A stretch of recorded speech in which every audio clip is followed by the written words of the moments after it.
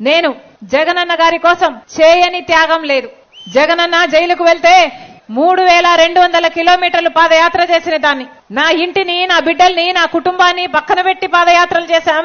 దాదాపు 1 సంవత్సరం పాటు రోడ్ల మీదనే బతుకుతూ పాదయాత్ర చేశాను. కానీ ఏం చేసినా నా అన్న కోసం చేస్తున్నా, ఒక మంచి పని కోసం చేస్తున్నాను అన్న తృప్తి ఉంది.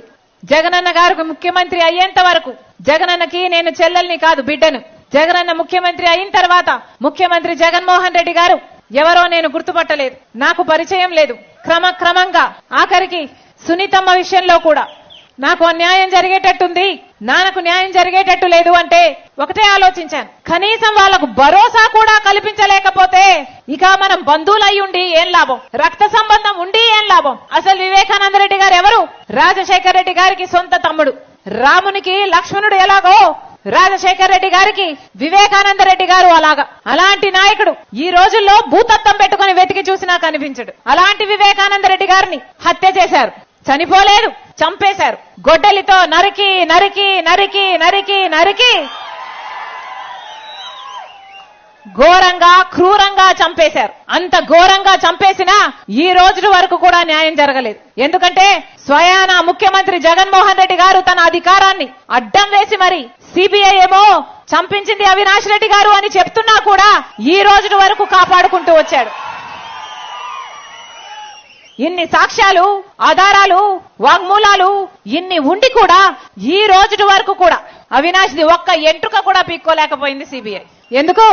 సాక్షాత్తు రాజశేఖర రెడ్డి గారి కొడుకు జగన్మోహన్ రెడ్డి గారు ముఖ్యమంత్రిగా ఉండి ఈ రోజు తన అధికారాన్ని అడ్డేసి మరి హంతకుల్ని కాపాడుతున్నారు. కాబట్టి ఒక హత్య చేసిన వాళ్ళని కాపాడడం ఒక ఎత్తు అయితే, మళ్ళీ అదే హత్య చేయించారు అని తెలిసి కూడా మళ్ళీ వాళ్ళకే ఎంపీ టికెట్ ఇవ్వడము ఇంకొక ఎత్తు. అంటే సొంత చిన్నానను హత్య చేయించిన వాళ్ళు మళ్లీ గెలవాలట, వాళ్ళకే మళ్లీ అధికారం రావాలట, అధికారంతో మళ్లీ తప్పించుకొని తిరగాలట, మళ్లీ ఈ హత్య చేసిన వాళ్ళే మళ్లీ చట్టసభలకు వెళ్లి కూర్చోవాలట. ఇది ఎక్కడి న్యాయం అని అడుగుతున్నాం. మళ్లీ హత్య చేయించిన వాళ్ళకే మీరు టికెట్ ఇచ్చారు అంటే ఇది అహంకారం కాదా అని అడుగుతున్నాం. ఈ అన్యాయాన్ని తట్టుకోలేకే ఈ రోజు రాజశేఖర రెడ్డి బిడ్డ ఎంపీగా పోటీ చేస్తుంది. నేను చేస్తున్నది తప్ప? ఇది తప్ప? వివేకానంద రెడ్డి గారి హత్య జరిగితే అది కుటుంబ విషయమా? ఒక ప్రజా నాయకుడు రాజశేఖర రెడ్డి గారు తమ్ముడే చచ్చిపోతే న్యాయం జరగలేదంటే అది కుటుంబ విషయమా? అది మా ఇంటి సమస్య, అది మా ఆస్తి సమస్య, అది ప్రజల సమస్య. ప్రజలు న్యాయం చేయాల్సిన రోజు వచ్చింది కాబట్టి రాజశేఖర రెడ్డి బిడ్డ, వివేకానంద రెడ్డి బిడ్డ మీ ముందు నిలబడ్డారు. కొంగు చాచి అడుగుతున్నాం, కొంగు చాచి అడుగుతున్నాం, మీ ఆడబిడ్డలు అడుగుతున్నాం. రాజశేఖర రెడ్డి బిడ్డ అడుగుతుంది, వివేకానంద రెడ్డి బిడ్డ అడుగుతుంది. మా కొంగు చాచి అడుగుతున్నాం, న్యాయం చేయండి, న్యాయం చేయండి. మీరే నిర్ణేతలు, మీరే నిర్ణేతలు.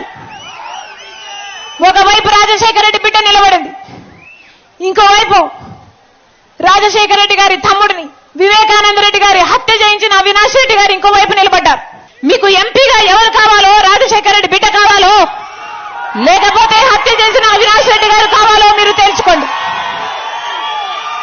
ఒకవైపు న్యాయం ఉంది, ఇంకోవైపు అధికారం ఉంది. ఒకవైపు ధర్మం ఉంది, ఇంకోవైపు డబ్బు ఉంది. మీరు ఏ వైపు నిర్ణయించుకోవాల్సిన సమయం వచ్చింది. నేను రాజశేఖర రెడ్డి బిడ్డను. పులి కడుపున పులే పుడుతుంది. ఈ రాజశేఖర రెడ్డి బిడ్డ ఎవ్వరికి భయపడేది కాదు. అలాగే అన్యాయం జరుగుతుంటే సహించేది కూడా కాదు. ఇక్కడ అన్యాయం జరుగుతుంది కాబట్టి ఒక హంతకుడిని మళ్లీ గెలిపించకుండా, ఒక హంతకుడు మళ్లీ చట్టసభలకు వెళ్లకూడదని ఈ రోజు రాజశేఖర రెడ్డి బిడ్డ ఈ నిర్ణయం తీసుకొని ఇక్కడ నిలబడింది.